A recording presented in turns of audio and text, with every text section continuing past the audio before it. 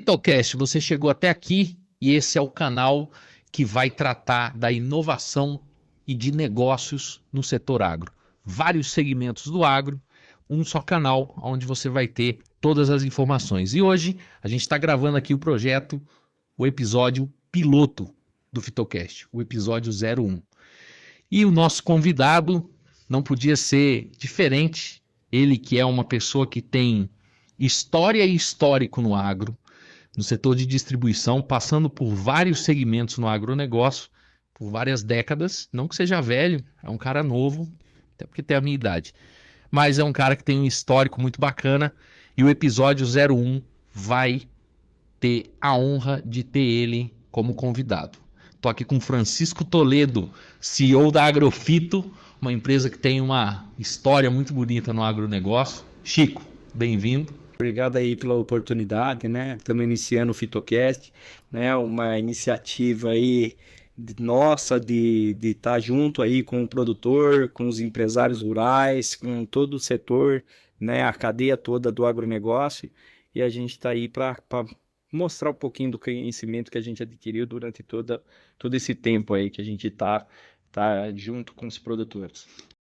Fitocast foi uma iniciativa que a gente acabou desenhando junto, né? Falando de negócio, falando do business, falando não só para o produtor, mas para a cadeia produtiva, para os elos produtivos do agro, para os seus colegas do setor de distribuição, para os executivos. Então é um podcast que vai trazer sempre muita inovação com a pitada de quem executa e de quem passa o dia a dia no agronegócio.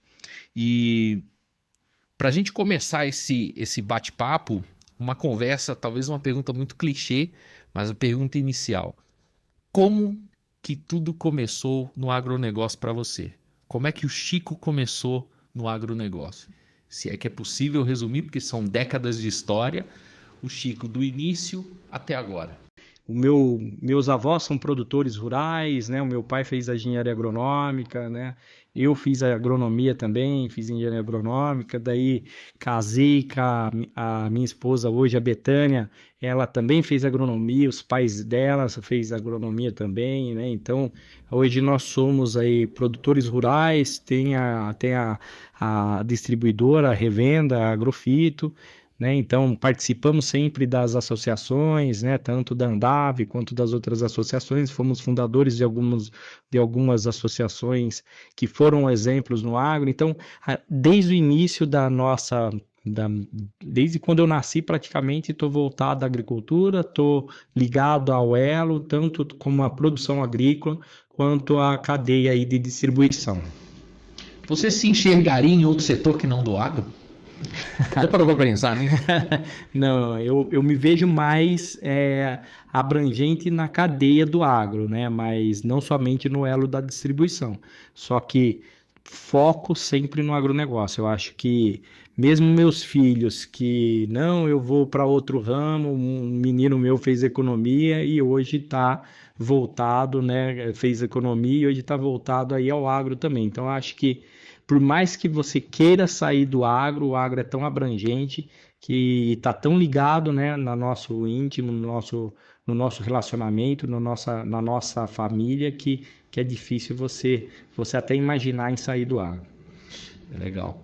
E aí uma pergunta que eu acredito que seja também abrangente, mas uma pergunta resumida, e você que vive o dia a dia do agro, e a gente sabe que o agro é cíclico, mas agora vive um momento um tanto quanto complicado, restrição de crédito e todos os outros problemas.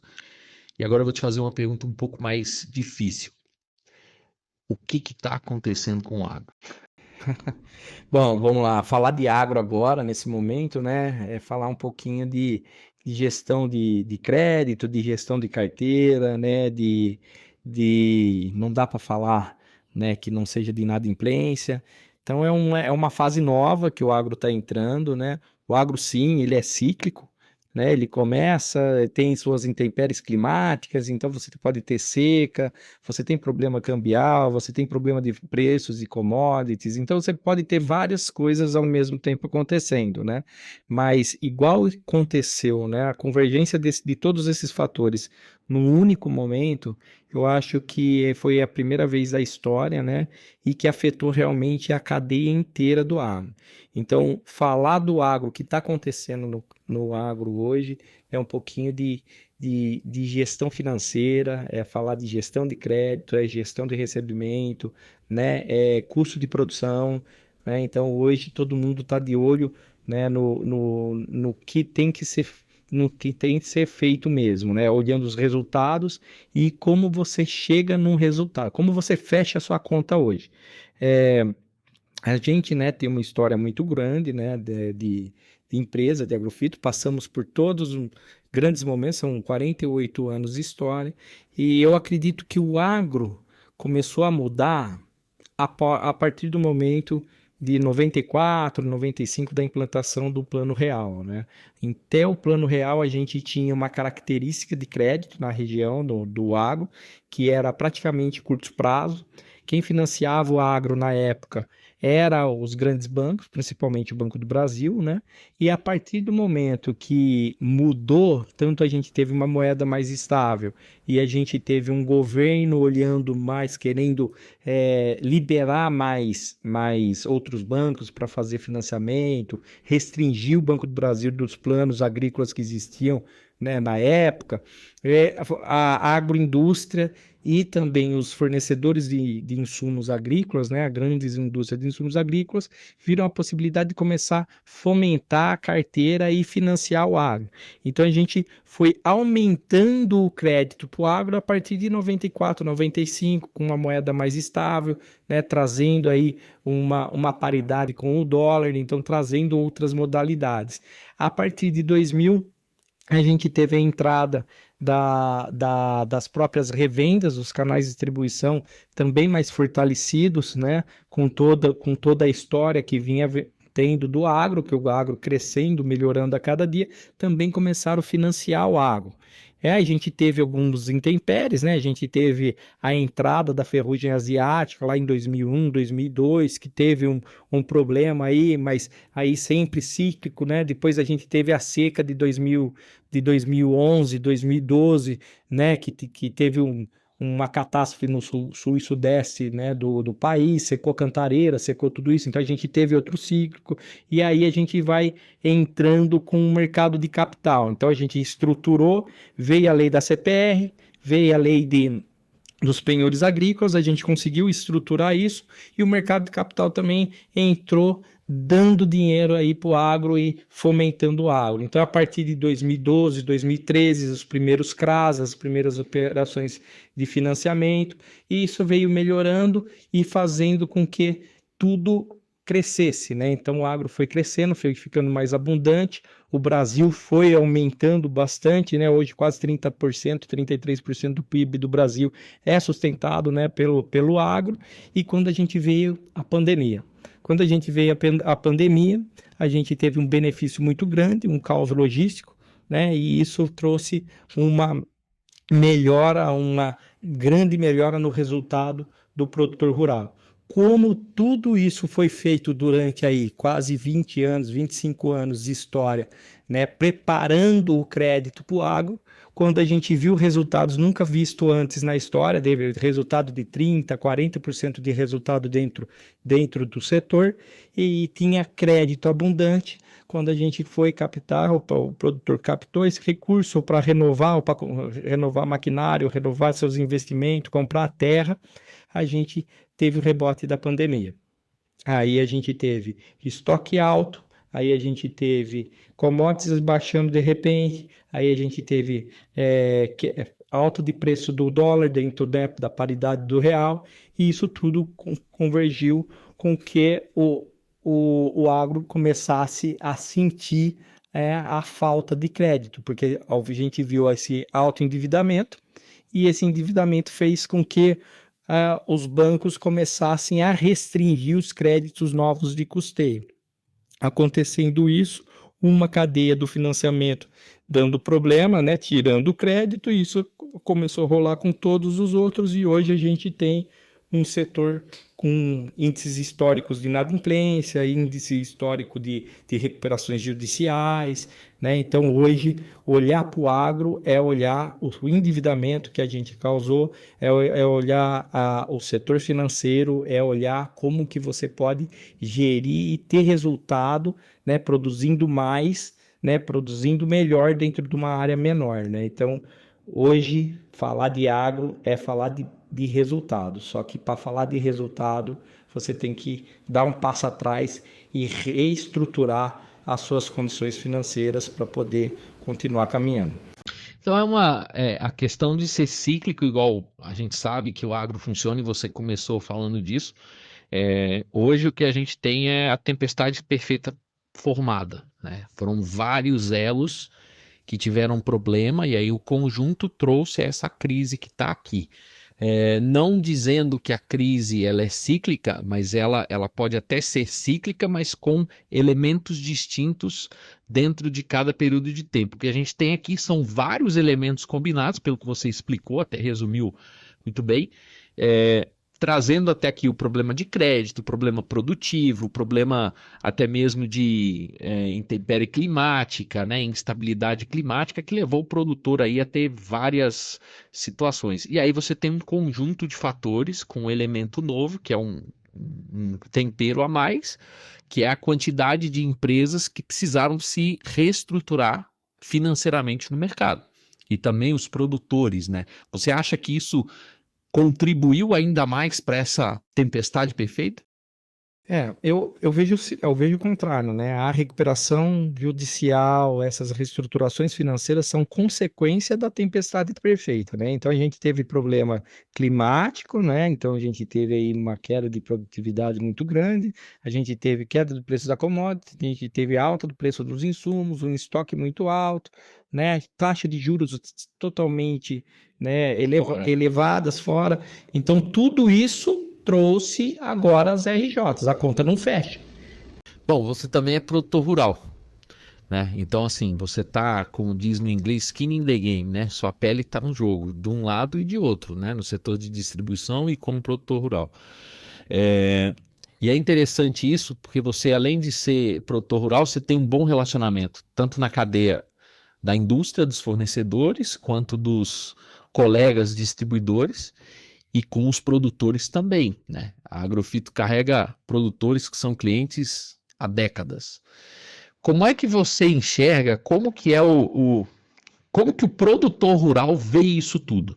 Estamos falando do produtor rural que ele está lá tradicionalmente comprando os insumos, produzindo, passando por todas essas crises, mas agora, vamos chamar da tempestade perfeita, qual que é o sentimento do produtor rural com relação a isso? Ele é resiliente já por natureza, mas como que é o sentimento desse produtor rural nessa tempestade perfeita?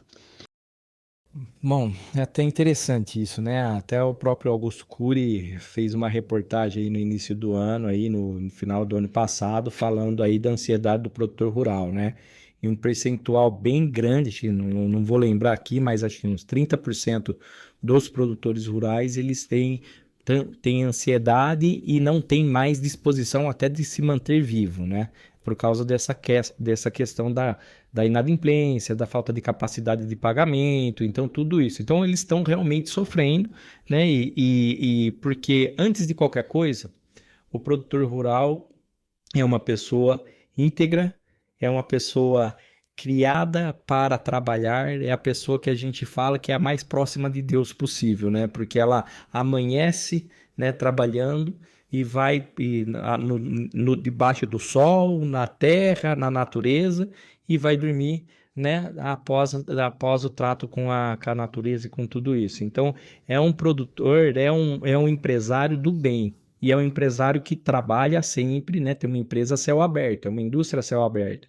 Então, falar do produtor rural, falar da ansiedade que ele tem hoje é complexo, né? Então, tá todo mundo aí sofrendo, todo mundo tem que se ajudar e todo mundo tá fazendo isso da melhor forma possível, né? A gente criou isso, né? Acho que todos os elos foram afetados, né? E hoje a gente tá aí para para auxiliar aí, para tentar manter o produtor motivado, porque hoje quem traz o Brasil, quem trouxe o Brasil até aqui, quem está fazendo aí, né, esse superávit todo da, da nossa da nossa cadeia produtiva é o produtor rural, e sem ele a gente não teria muita dificuldade aí como país realmente. Então, acho que falta o governo dar uma intervir, fazer alguma coisa para sustentar esse pessoal aí e fazer com que ele que tire ele dessa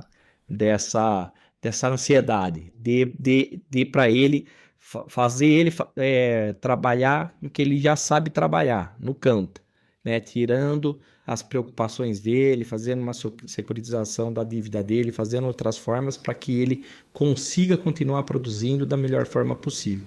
Essa matéria do Dr. Augusto Cury eu vi e ela fala basicamente que não tem distinção entre CNPJ e CPF. No fim das contas, é o CPF que está cuidando do CNPJ. Então, a ansiedade ela é muito cruel, né? Dentro da Agrofito, você que sempre foi próximo, né? Assim, é uma das características de uma distribuidora igual a Agrofito é que é uma revenda de dono. Então, você consegue falar com o dono, diferente de outras plataformas que o dono talvez nem no Brasil esteja, né? Ou seja, o grupo que é dono por trás daquilo ali. Nesse aspecto, o produtor ele busca busca o time comercial mais para uma troca de ideia, que você entende que é ali para dar uma descomprimida, ou é só a parte técnica, preço, produto, prazo e pagamento? Ele está muito mais próximo e ávido a trocar uma ideia de forma humana com você e com o time?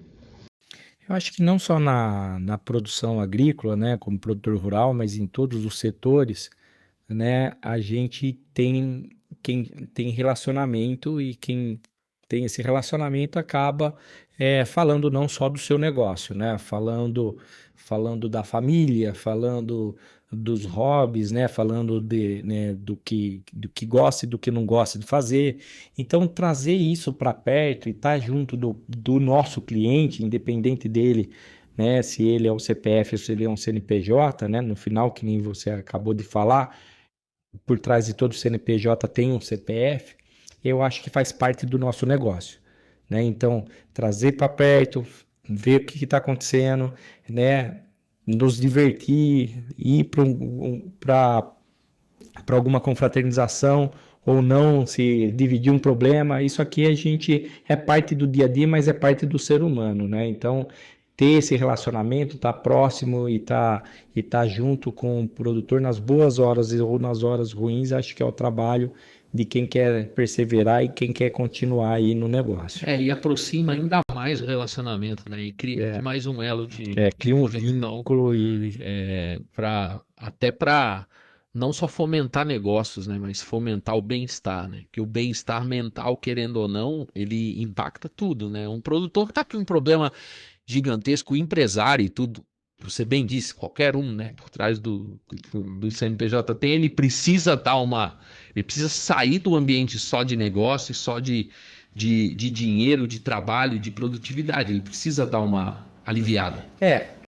Esse ponto eu acho interessante, porque a gente fala muito, né, do produtor e fala muito da dificuldade que ele está passando agora, né? E quando ele não estava em dificuldade, 3 anos atrás, 4 anos, todo mundo olhava para o produtor e falava como que ele está rico, como que ele está bem, né? E isso eu acho interessante, né? Você pensar em como que os outros falam de você pelo momento que você está vivendo e esquecem de ver a sua história, né? Eles olham simplesmente uma fotografia e acham que aquela... É o famoso, todo mundo vê as pingas que eu tomo. Exatamente. E a famosa, né, a criação da reputação, né? Então, de repente, você fez tudo certo dentro da sua vida inteira, sempre estava bem, e por causa de um fator que pode ser nem culpa sua, né? Hoje você está tendo uma má reputação porque alguém está falando mal de você, né? E isso sim remete toda aquela ansiedade, toda aquela preocupação, Então, assim, falar do produtor, falar de alguma pessoa, independente do produtor, sem saber da história dele, sem saber dos compromissos dele, sem saber dos valores dele, é muito difícil, né? Então, eu acho que por isso que a gente fala, com qualquer um que a gente fala, a gente parte do princípio que ele é íntegro, que ele tem ética, que ele tem humildade e que está tudo ali para superar o desafio que ele está passando no momento, porque tudo é momentâneo, né? Tudo passa. Então, a gente tem certeza que tudo vai ser superado. Se você pudesse agora, aliás, você pode, porque aqui quem está assistindo a gente é o empresário do ramo de distribuição, da indústria, o produtor e todo esse pessoal que construiu o agro até aqui e vai construindo ainda muito mais. Uma recomendação para o seu colega que é empresário, que é executivo, que está à frente da operação de uma distribuidora de insumos agrícolas. Se você pudesse olhar para ele e fazer uma recomendação, falar, olha, diante de tudo isso, começa por aqui. Boa pergunta e é bem complexa essa resposta, né? Falar né, falar um pouquinho do setor e falar o que mais qual seria a minha sugestão. Não ligue porque as pessoas falam de você, mas continue fazendo a coisa certa. Continue tratando tudo com transparência, continue tratando tudo, né, de forma clara, objetiva, trace um propósito, um objetivo, um plano de negócio e vá atrás dele, né? Falar de tudo isso e não explicar o que é reputação é um pouquinho difícil, né? O que é a reputação? No final, é o que dizem de você, né? O que as pessoas falam de você acaba sendo aquilo que é a sua reputação. Mas para chegar nesse momento, você passa por muitos processos, né? Então, quem conhece sua história fala um pouco diferente de você. Então, o que eu faria hoje era mostrar a sua história, mostrar como você chegou até ali, mostrar que você tem princípio, mostrar que você tem valores, mostrar que você teve, né, capacidade intelectual, senão você não teria montado o seu negócio e não teria persistido até aqui, mostrado que você tem inteligência emocional, porque senão você não teria você sairia do seu negócio, você desistiria em algum momento e você está ali, você está dando suporte, né, não só para sua família, para os seus amigos, para os seus colaboradores, persistindo com os seus fornecedores e principalmente com os seus produtores, né, com os seus clientes, falar que você tem comportamento correto, né, você tem a famosa, né, inteligência comportamental, né? Então, para isso você tem que ter retidão, né? Você tem que ter o seu princípio maior de todos, que é a ética, né? Que é a responsabilidade no que você está falando. Nunca falar uma coisa e fazer outra, né? Então, acho que esse é o melhor caminho. Se você tiver todos esses princípios, né, bem feito, as pessoas vão falar. Apesar de algumas pessoas não te conhecerem e falar mal, a grande maioria vai falar bem de você, porque conhece a sua trajetória, conhece e te respeitam. Então, independente da dificuldade que você estiver fazendo, que você estiver passando, se você tiver um compromisso com você mesmo, com a sua sociedade e com seus colaboradores, com certeza você vai superar qualquer desafio. Tem duas perguntas que a gente faz em toda finalização de podcast, que elas são perguntas padrão. E a primeira é: qual é a maior qualidade? Você pode escolher só uma. Aqui não é fácil, aqui é um pouco difícil aqui a afunilar. A melhor e a maior característica que você admira em um líder, em quem você se espelha fora, livros que você já leu, pessoas que fizeram com que você moldasse a sua característica. Qual que é a principal característica desse líder que você fala? Isso eu admiro. Bom, eu acho que falar de uma só, né? A gente pode falar de humildade, pode falar, né, de ter um propósito bem definido, né? De ter uma estratégia, um propósito bem definido. Eu acho que o melhor de ser empático, né? De ter inteligência emocional, né? Você estar junto com os seus liderados, mas eu acho que a que a gente mais leva em consideração é ter uma estratégia bem definida e uma visão de longo prazo do seu negócio, né? Não ter medo de mudança.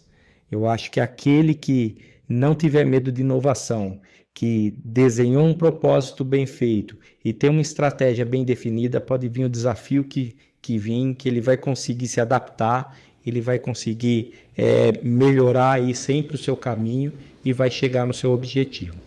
Então, a característica é uma pergunta difícil, mas a característica principal é a coragem.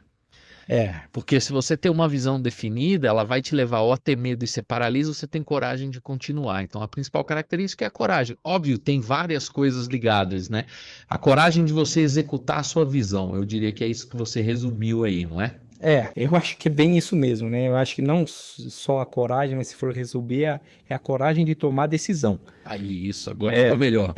A turma aqui, galera, é a coragem de tomar a decisão, porque muitas vezes é fácil você tomar uma decisão quando você está ganhando dinheiro e que você não tem muito a perder.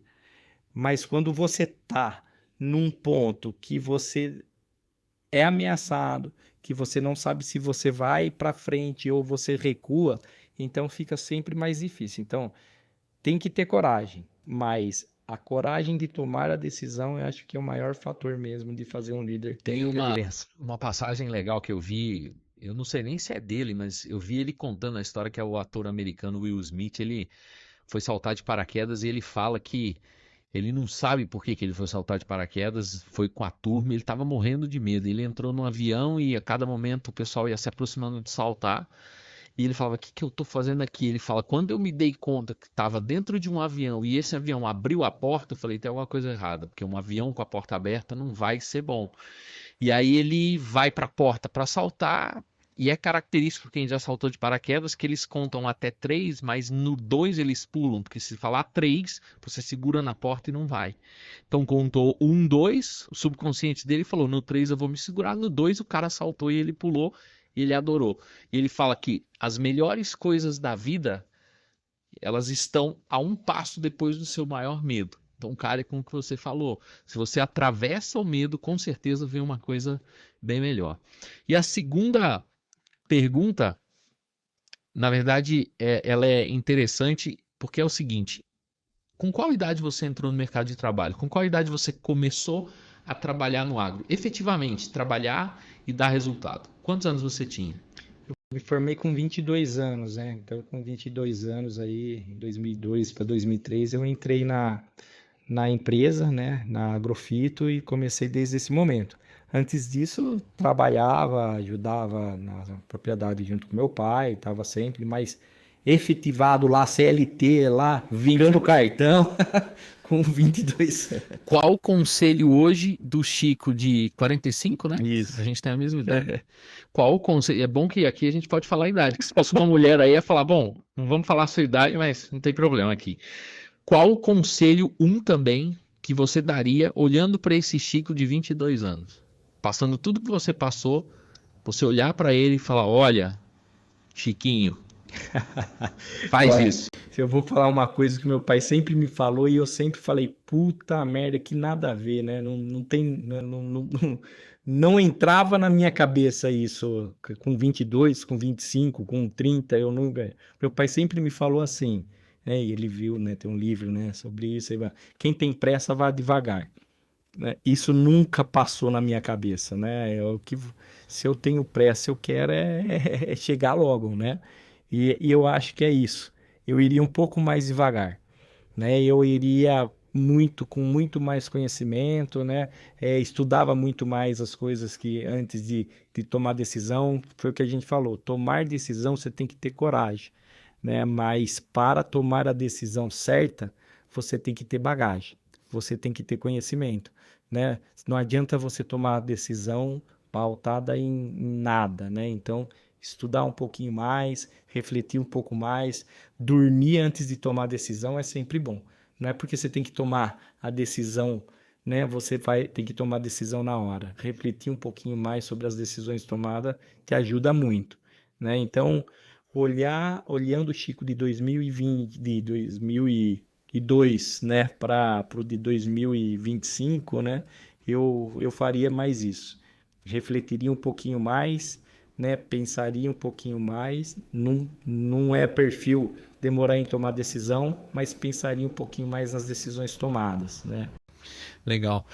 Igual você falar que vai no supermercado fazer compra com fome. É, acabar comprando coisas que não precisa. É bem isso mesmo, né? E é bem isso. A gente sempre tem fome de crescer, né? E esse é um problema do Brasil, né? Porque um país com taxa de juro alta, com inflação, né? Tudo bem, faz tempo que não tem tanta inflação, mas tem inflação, tem um crescimento.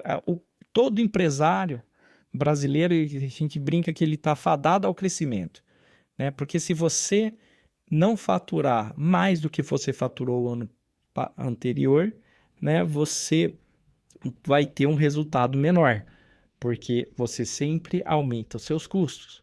Então, uma empresa no Brasil está fadada ao crescimento, né? E você crescer de uma maneira desgovernada, de uma maneira sem planejamento, você se expõe mais ao risco.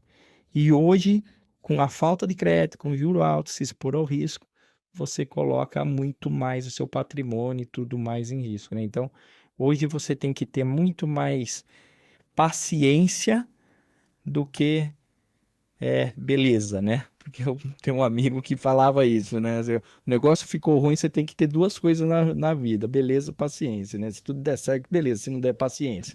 Então, então, então hoje a gente teria que ter um pouco mais de paciência e fazer a coisa continuar caminhando da maneira mais adequada possível aí. Chico, foi muito bom essa conversa. Acho que esse primeiro episódio fecha de um jeito legal. Você é um cara que tem um carisma muito, muito legal. Você tem um humor ácido que é bacana também. E relacionamento. E uma coisa bastante intrínseca que tem aqui na convivência. Eu tenho uma convivência grande, né, com você já de alguns anos. Tive muito mais próximo agora esse último ano. É que os valores de família estão muito enraizados em você. E esse é um negócio que eu repito até para quem eu vejo de fora. Eu falo, é uma coisa que essa base sólida traz resultados. A gente pode achar que não. O que você fala que seu pai falava com você de não ir com tanta pressa, que eu acho que também nos meus 22 anos eu não aceitava esse tipo de coisa, que eu acelerei muito também, mas é o que eu acho que eu falaria pro Jorge de 22 anos. Cara, enraiza seus negócios da mesma forma que se enraiza e se ganha e se constrói uma família. Acho que a grande fórmula de sucesso é essa. Então foi muito legal essa troca de ideia e esse primeiro episódio vai ficar aí para a história e agora virão outros, né? A gente já tem outros aí gravados. Eu acho que o outro vou inverter, né? Vou começar a fazer a questão, questionar aqui e perguntar do Jorge um pouquinho mais, né? Fazer o Jorge falar um pouquinho mais dele, né? Eu acho que vale a pena esse bate-papo aí, fazer você também falar um pouquinho, né, dos seus negócios, né, da sua história, que vale a pena conhecer. E depois disso a gente vai chamando, né? Vamos trazer o pessoal aqui, vamos trazer os fornecedores, vamos trazer produtores, vamos trazer gente que deu certo, gente que deu errado, gente que superou o desafio, gente que está, né, dentro do desafio, gente que nunca teve um desafio aí forte para ser superado e sempre deu certo. Então acho que o bate-papo é esse, acho que a gente tem muito para agregar, mas o próximo então vai ser Chico falando com o Jorge, não o Jorge falando com o Chico. Então acho que é isso. O objetivo desse podcast é resolver dores latentes do pessoal que assiste. E esse de hoje ficou bem, bem claro. Obrigado. E aí, que venham mais 48 anos com você, com seus filhos, com seus netos, para escrever a história bonita do agronegócio, é igual sua família vem escrevendo. É isso aí, como a gente fala, vem com a gente. Isso aí. Valeu. Obrigado. Obrigado. Bom, vocês que assistiram aí o episódio, um agradecimento especial aos patrocinadores e a todos os apoiadores que fizeram esse projeto nascer efetivamente. E com certeza, com o espírito de crescimento acelerado, a gente tem certeza que vai ser um projeto que vai perpetuar aí, igual a Agrofito perpetua no negócio e cresce e deixa sua marca, sua pegada, o seu DNA, a sua impressão digital no agronegócio brasileiro. Obrigado e até o próximo episódio. Até o próximo episódio.